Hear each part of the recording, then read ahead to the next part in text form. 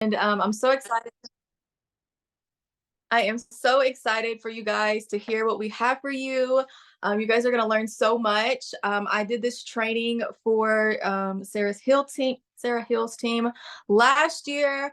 And before that, me and a friend did it for Haley Sales' team, which is my upline. And so I got with the BC Collective and we decided to start collaborating. And we felt like this type of training was very much needed within Mon8. A lot of people, have questions about this and just don't know anything about textured hair. I was actually one of them. Once upon a time, I didn't know anything about my hair, how to take care of it. And my hair has completely transformed with these products. And so, just like a lot of us, and so we felt like, we would put this together for you guys. So if you don't have a paper or pencil, go ahead and get that out. If you take notes on your phone, let's go ahead and get into it. We're going to hand it off to, I forgot, I'm sorry. Who am I handing it off to? Whoever it is, go ahead, take it away. Oh, that's me. You guys, it's been a day. Okay, table of contents. We are going to be covering a lot of stuff tonight. So we've got wigs, we've got protective styles, we've got hair porosity, we've got keywords and terminology, we've got common objections that we get within the textured hair community. We've also got products that we all love. And so we, like I said, if you're not taking notes, go ahead and grab your paper and pencil because you're going to want to get all of this information down. So let's go on to the next slide. All right, this is a video. Let's just watch it for a second, then I'm going to speak on it. Uh-oh, can you guys hear it? Because I cannot. No, excuse me, Matt, you might have to unshare and remember, click that share sound button. Technical difficulties, no worries. It happens to the best of us. Yeah. It's all right. Let's see if we can get it real quick.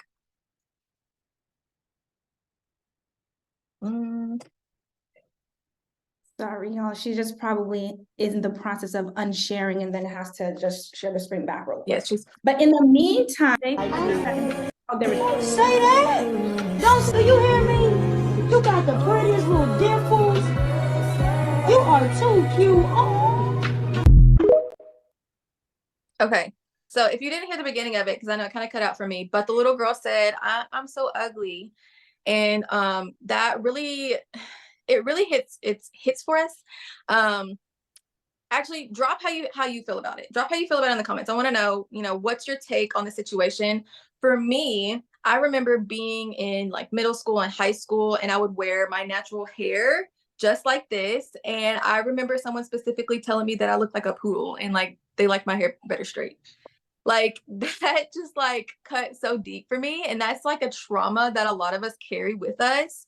And so, our hair is very important to us. And we know that these products can help people kind of, I know for me anyways, I don't know, but I'm not going to speak for anyone else, but for me, these products and the journey that I've been on with them has actually healed that part of myself who hated their curls, who always straightened them, damaged them. Like it's a sad situation, but that's what we're here for. That's why we're here to help. That's why we're here to educate you guys so that you can, speak to the texture hair girlies who are out there and they're struggling and, they need our products. They need our help. So that's why we wanted to do this. And I'm going to pass it off to Ariane and she's going to cover wigs tonight. Hey y'all, happy Thursday. I hope y'all are doing good. I am so excited for this call. I'm so excited to bring it to this team. I got with Angie and was like, hey, this went really well when we did it with Sarah Hill's team. So I want to bring this info to more people because I know it is so needed. But I'm going to talk about wigs. So clearly, I love wigs. I love them so much. As a protective style, like I keep my hair braided underneath and I actually use the products to style my wigs as well. So taking care of your hair in protective styles is important. So never let a potential tell you, oh, I wear braids, I do this and that, I don't need the products. No, yes, you do.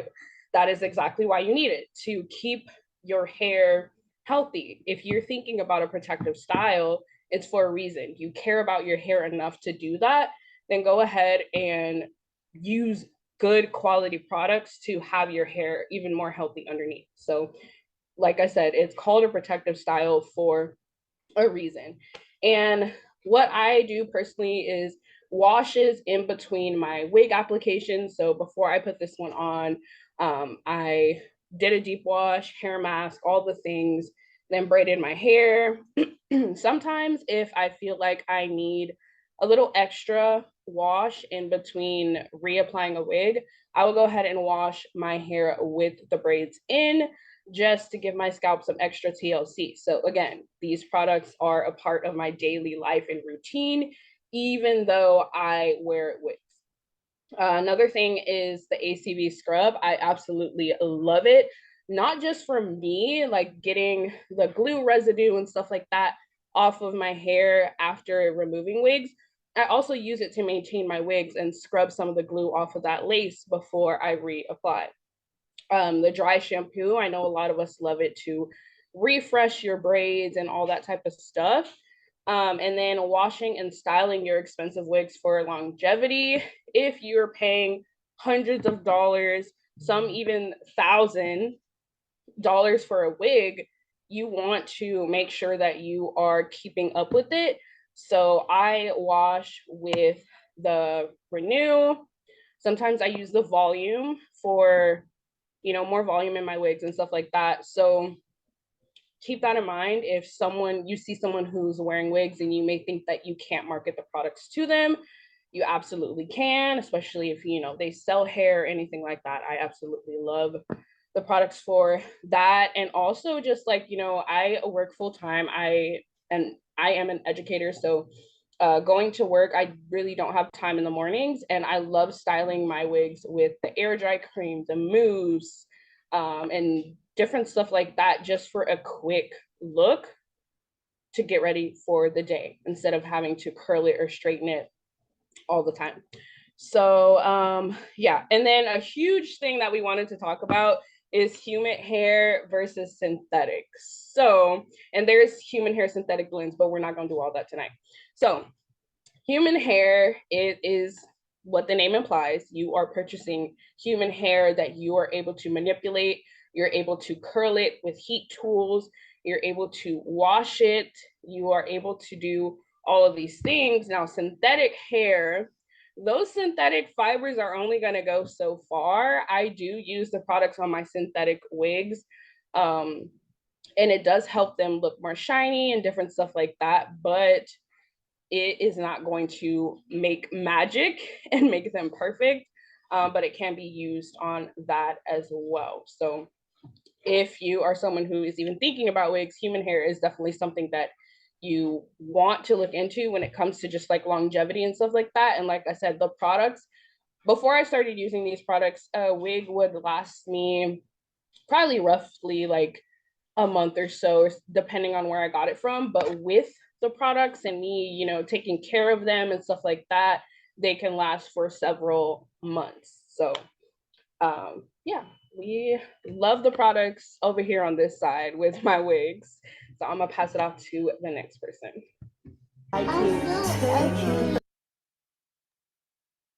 Okay, hello friends. I'm so excited to talk about this with you guys today because it's really so important. So I'm just gonna really piggyback off of what Ariane was talking about and get into the different protective styles in hair care.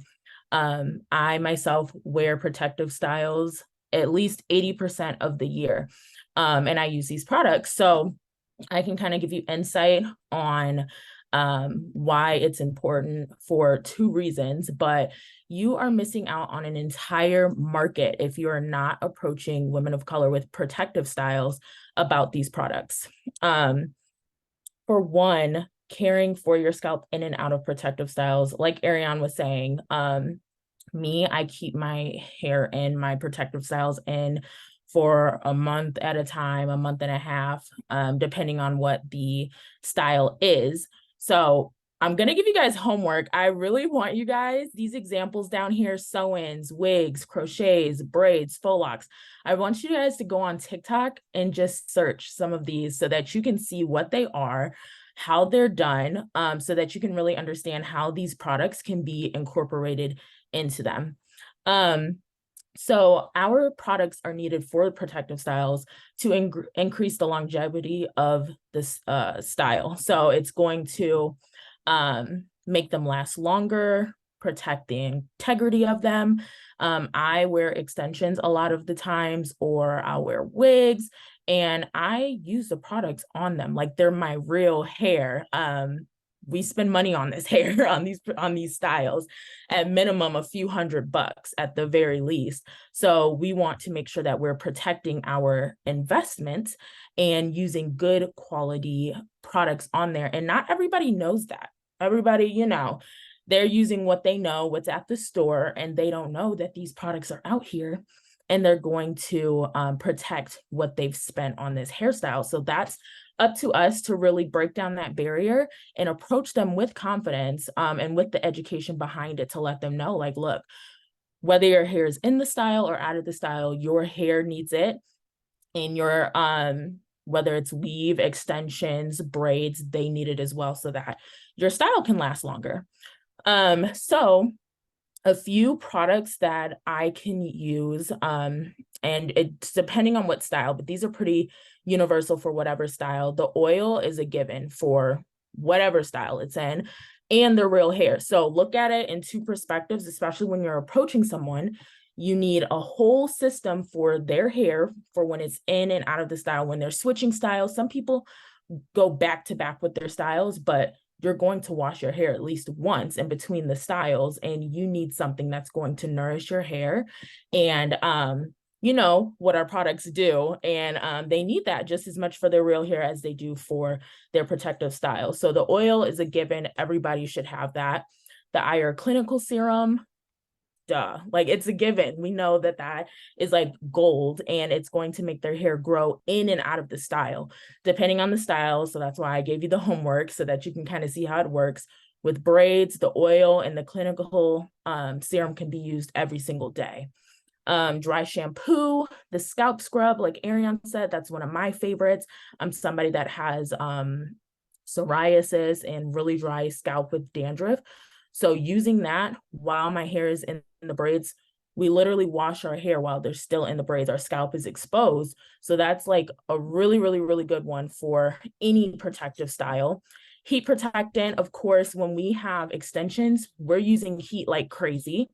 I'm sorry, y'all, my child just came in. If you hear cartoons, turn it off. Give me a second.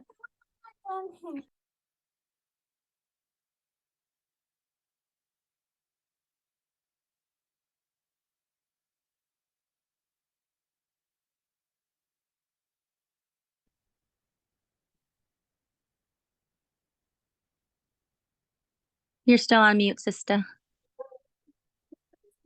Okay, sorry, y'all. Toddlers. So anyway, depending on, okay, so yeah, so the damage repair line is really good for extensions because we're using heat on it more than we would for our regular natural hair. So the damage repair line is really good for increasing the longevity of it, because it's going to repair those bonds that we're breaking by using heat and manipulating it more often than we would. And then, of course, the blowout cream and the hairspray, our normal styling products, are really, really great for protective styles. So one of the things that I just wanted to kind of point on before I end is also, if you shy away from reaching out to people with protective styles because of lack of confidence in your knowledge of textured hair and protective styles, you're validating their objections and reluctance to try these products. So do the research on TikTok, write down the notes of the products that we're talking about, and you'll really see how they are vital and important for this market. So sorry for the chaos, y'all. I'm going to go ahead and pass it back off to Cece. All right, guys, we're going to talk about keywords and terminology. So some of these you might know, some of these you might not. So we're going to start off with edges. Drop a 1 in the chat if you know what edges are and why this is like what are edges, okay? Some people don't know, and that's okay. That's what we're here for. A lot of people know what it is. Okay. So edges are the baby hairs that you get right around your face. Personally, I am not an edges type of girl. That is just my preference.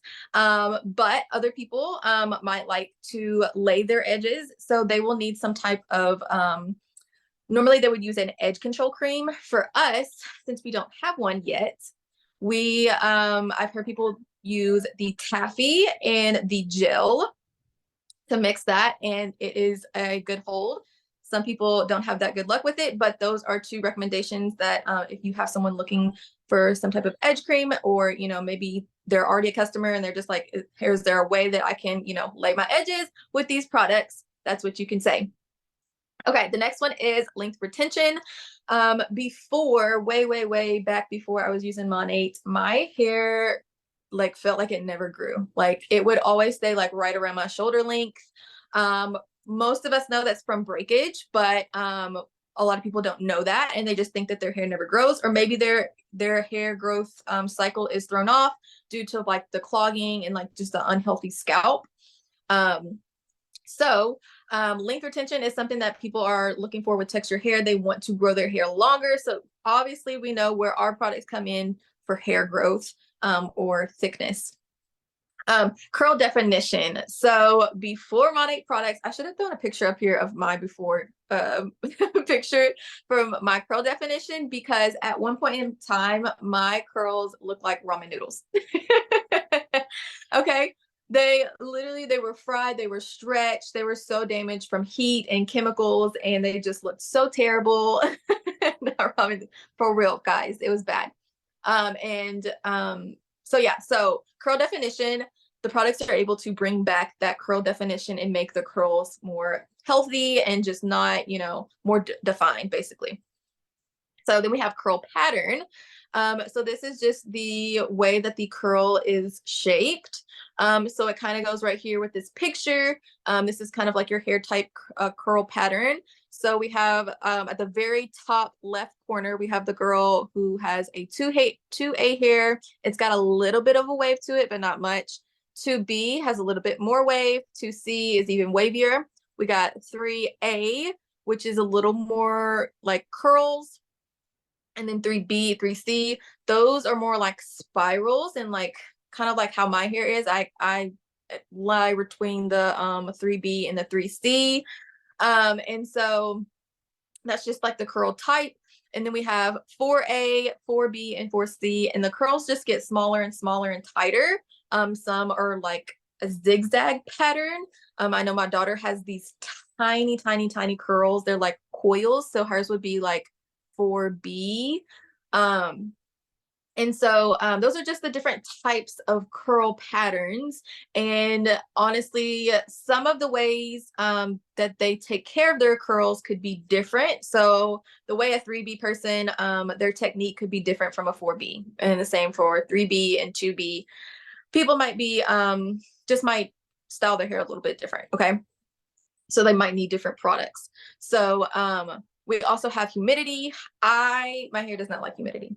I don't know why. It just doesn't. It frizzes out. But the products have definitely helped with that. So that's another term or keyword. Density, we're going to talk about thick or thin. I mean, that's kind of self-explanatory. A lot of people know, you know, the density is how thick. My hair has definitely got a lot more fuller and thicker since using the products. And then we have breakage. We know what breakage is. That's just where the ends are damaged and it's breaking off. And then we have moisture. A lot of textured hair needs moisture. All textured hair needs moisture. And so we want to make sure that we're incorporating those products that give moisture in routines for textured hair. So that's going to be the oil, of course, the Super Nourish line, the Super Moisture Mask. And so those are just a little bit of the keywords we got. I'm going to have Ashley take over these next terminology words over here on the other side. Yes, thank you. Hello, everyone. So I love talking about this, especially diversity and inclusion. It's a big passion of mine in my corporate career. It's just kind of been my specialty. I'm an HR professional, so I've done the field work, and pretty much like these key words, it's so important, like we mentioned before, because of the trauma that's attached to it. So I don't want to make this like a history lesson, today, but just wanted to touch on a little bit of this because when you're having conversations, I just want you all to feel comfortable. That way your potentials can trust you. And it's not that either term is incorrect.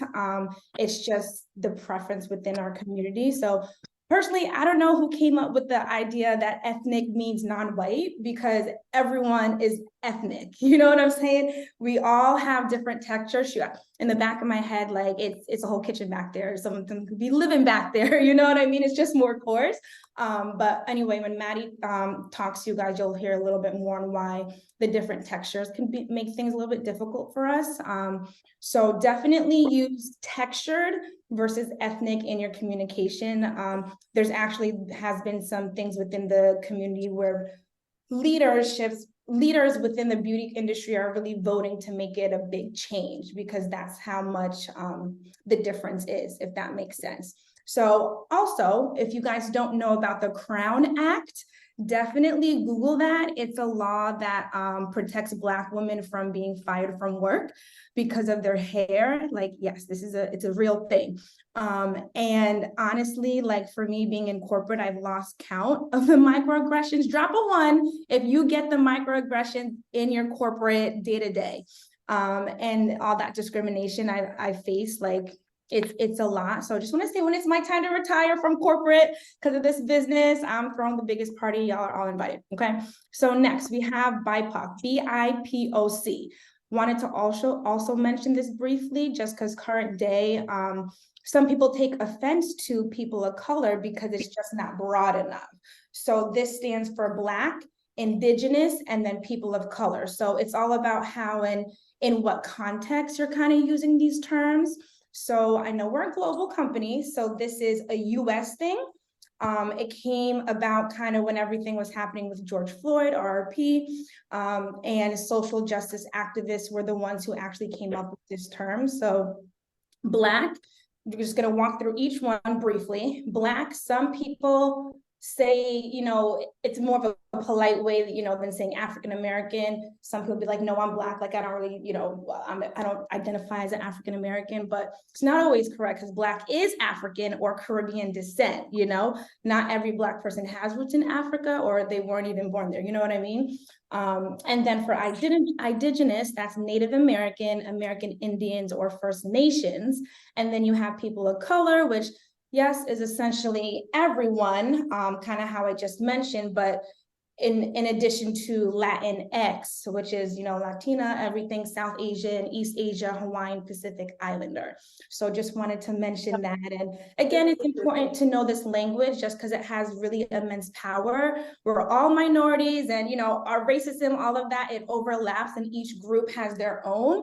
So this just goes again back to everything we're mentioning about education and trauma, and how this is really important, but to understand, the difference. And for me, I always keep it raw and real. And I know this conversation might be a little bit difficult or uncomfortable. So definitely my DMs are open. And I guess that's just the HR in me that wanted to talk about this a little bit. But Maddie, I'm going to go ahead and pass it on to you. All right. So can you guys hear me first of all? Yeah, thumbs up. Okay, cool. So the Good Hair documentary, I'm actually going to show the trailer next. It is a little bit old. Don't hate on it. It still has so much wisdom and a whole bunch of celebrities who talk about the stigma behind our hair, and how it wasn't always seen as the good hair or things like that. I'll let the trailer explain it.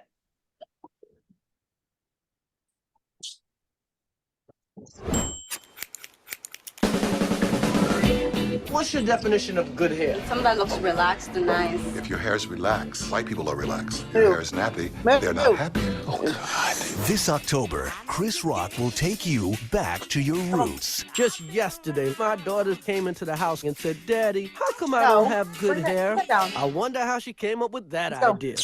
Within the Black community, if you have good hair, you're prettier or better than. The lighter, the brighter, the better. They want to go like this, like Farrah Fawcett. There's so many pressures to straighten your hair. Look at my ring, still there. Relax is the chemical that will take a Black woman's hair from this and change it into this. It's kind of like a torture session. Could you tell us how dangerous relaxer is? Sodium hydroxide will burn through your skin. So that can's got a good perm. This whole side was burnt off, and that's how the asymmetrical look came in with salt and pepper. So you saying your hair's addicted to relaxer? I am on the creamy crack. Creamy crack. So what's in your hair now? This is a weave. This is a weave. 2 pieces here, you know, like extensions. Like that. The black hair business is a $9 billion business. One of these can bring you $5,000. Well, I have a layaway plan. So you can lay away the weave. That's right. Have you ever put your hand through a Black woman's hair? Hell no, not a Black woman. You just don't touch it. Do not touch my weave. No. Does your wife let you touch her hair? The question is, do I let her touch mine? Weave sex is a little awkward. What do you do? I guess stay on top. This is a 7,000-pound batch of relaxer. This will last Prince about a month. Get ready to go around the world. Right now, I have Indian hair. Human hair is India's biggest export. Minimum 10 inch to 40. 10 inches and better. Yes. It's like porno. Tell me. In the award-winning new comedy that Vanity Fair calls hilarious. Has anybody ever tried to steal your hair? No. If you see some Black women, just run the other way. What I really wanted to know, if I could make any money selling black hair. Black hair! Would you like to buy some black hair? They don't want to look like, alpha cut like this. You make sure the hair's straight, look more natural. So my nappy hair is not worth anything. Good hair. My advice for men when they're making love to a woman who has weave is keep your hands on the top. Yeah, so that kind of shows a little bit. It does talk a lot more about like protective hairstyles and things, but it also talks about, like I said, the stigma behind our hair and just our natural hair and how, especially back then, like in the early 2000s and before, it was really kind of seen as not the norm. But now we all know, like, we're seeing a lot more women just rock their fros and their natural hair, and I love it. The next thing I'm going to talk about is the hair porosity. So drop a 1 if you guys already know what hair porosity is, and then drop a 2 if you guys have no clue what I'm talking about. Yeah. So the best way to figure out your hair porosity, if you have no idea, is you get a regular glass of water, room temp. I'll tell you why in a second, that you want it to be room temp, not hot, not cold, room temp. You get a strand of your hair, and then based on if it stays at the top of the water, in the middle of the water, or at the bottom of the water, will tell you your hair porosity. So if it is floating on the top, that is low porosity. So I have low porosity hair. It helped me a lot to know what I had, solely because I'll say it in the the Halloween season, I was basically born witch and a ghost mixed together. It was frizzy and see-through. It was atrocious. This helped it where it's now thick, it's defined, it's way less frizzy. Right now, this is, I think, day 8. So, of course, there's going to be frizz. You can't help it. But this helps tremendously. So, low porosity, that means that the cuticles are closed, resulting in a lot of dry hair, which can cause a lot of breakage. So, when I say that the cuticles are closed, it is about, like, think of it as a roofing. The shingles are like this, and they are so tight, nothing can get into it.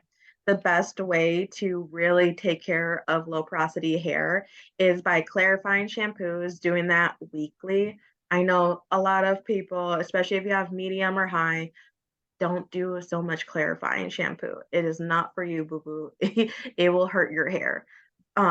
You want to do it more on the biweekly or monthly basis for if you have medium or high, but on low, you want that weekly with that deep conditioner. So for that deep conditioner, you want to use heated hoods or caps, or even just kind of having your blow dryer pretty far away and just really opening up those cuticles so it actually can absorb the moisture into your hair. So I know it's going against what everyone tells you. When you're done with your shower, for medium and high, you want to use cold water to close your cuticles. You don't want to do that for low porosity. You want to use that warm water so then it opens, and then after shock it a little bit with that like cool air on your blow dryer. It will help tremendously with the frizz and making sure that your hair gets as much nourishment and moisture that it can get. With the medium, it's hard to find a medium porosity. Either you're low or you're high. But if you are medium, your cuticles are just opened enough that it can really absorb moisture. And the kind of products you want to use are very lightweight. It's not going to be good to use that heavyweight just because those cuticles aren't open enough that any type of heavy oils or something like that, like coconut oil or shea butter, it will weigh your hair down. It's not going in, it's just laying on top of it, which can cause damage. So using a deep conditioner every 1 to 2 weeks is key for this type of hair porosity, and doing the LCO, so the liquid, the cream, and then the oil in that order will help cause less frizz and help obtain and then lock in that moisture in your hair. The reason I don't have it for anything like that for the low porosity is a trickster. Sometimes it likes LCL, sometimes it likes LOC, sometimes it likes OCL. It likes everything. So you kind of have to play around with low porosity and find what works for you.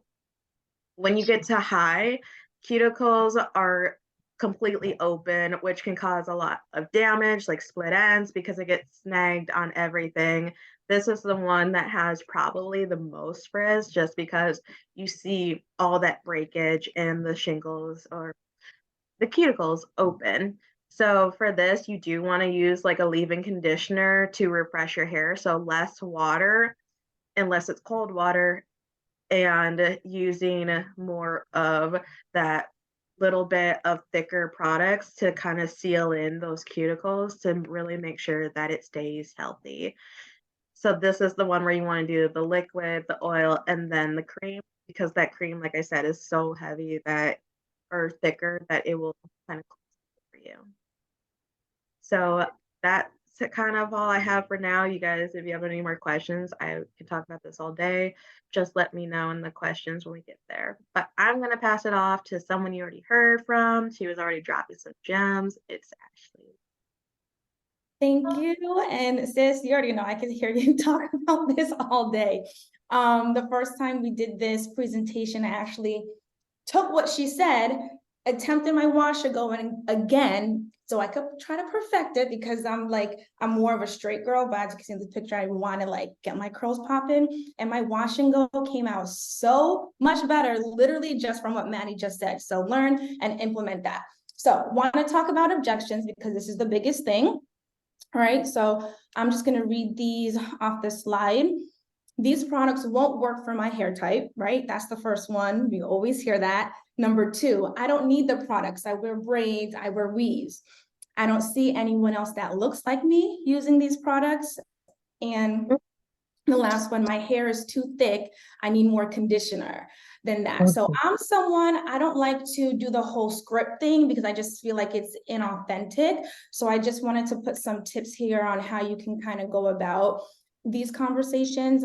So first, right, you want to relate and you want to empathize with them. So say it however you talk in your tone. But for me, I'm like, oh my gosh, girl, or oh my gosh, sis, I feel you. And then you want to insert something personable.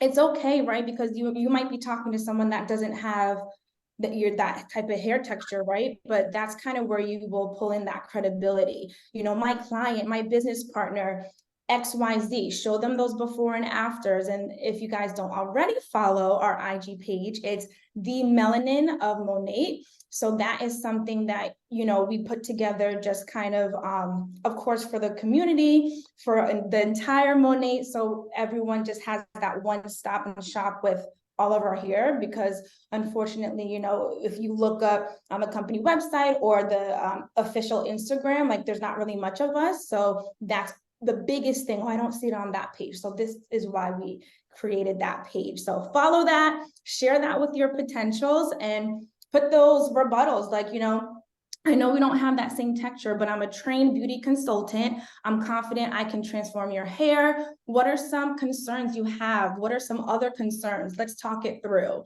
type of thing. So that's kind of what I always suggest. And listen, like when I was, or I guess before I joined Monet, I started this business as a VIP, and I was like the biggest, like, this isn't gonna work, yada, yada, yada. So for me, like, we're all up here, we all have different hair textures. Like, you guys see how it works for our hair. It literally, these products are for everyone. So I don't know if you guys have any specific questions, but we're gonna, I don't think, is there anything after this deck? Yes, we did add this new one. Oh, that picture messed up. Okay, y'all get the point. All right, so Angie, I'm passing it off to you for the products that we love. Yes, thank you so much. Ashley, can you guys see me? I can't see. Okay, awesome. So I have a full house right now, everybody. I got 3 girls. I love the business. I love doing the business as a stay-at-home mom. Mom, not do that. That's right.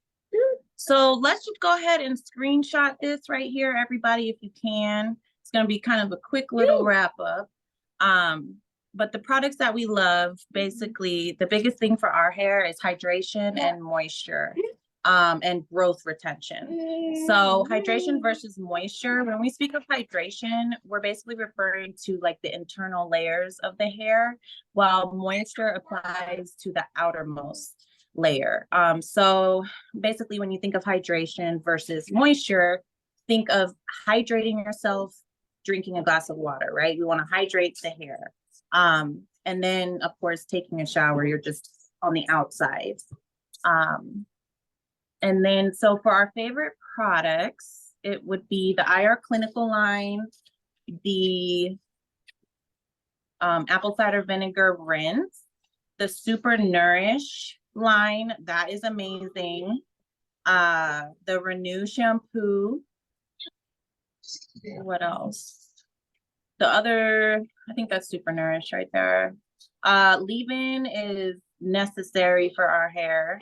And let me see, all the masks, definitely Super Moisture mask, the Replenish mask, the Advanced Hydrating in the Shower mask is another one. And then, of course, the scalp scrub is a necessary. And the taffy, we use that for our baby hairs. We like to lay our baby hairs down with the taffy. So that's a good way to lay our edges down, or our baby hairs down for that one. But yeah, does anybody else have anything else that you wanted to add for this section? And for the products that we anyone love? else too, if you want to go off mute, like if we listed products, or if we didn't list anything that you guys use, like feel free to get off mute and talk, because I know everyone on this call, we all have a different regimen. I added stuff and Ariana's like, wait, I use this. I'm like, wait, hold on, that, let me try that out too. So if anyone wants to unmute and just talk about products, like definitely do that. I want to give you guys space.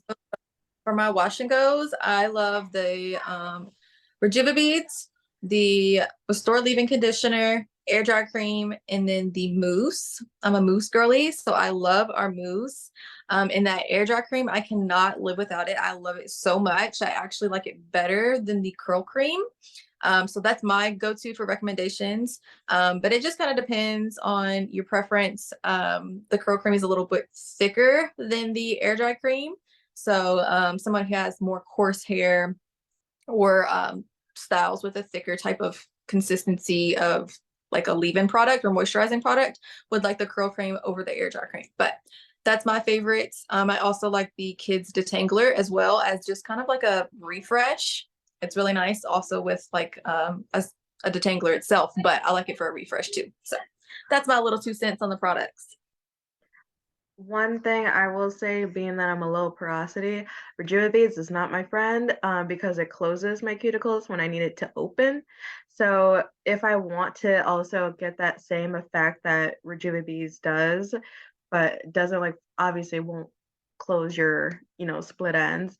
I do that maybe once a month, but for a regular styling, I do the Frizz Fix primer, and that will help where it won't close your cuticles, so you can still put in everything. But I started off that way, so then it helps with my definition and still gives it like that slick down look, and so it's less of that frizz and will last longer, but it won't close your cuticles. So Frizz Fix for low porosity.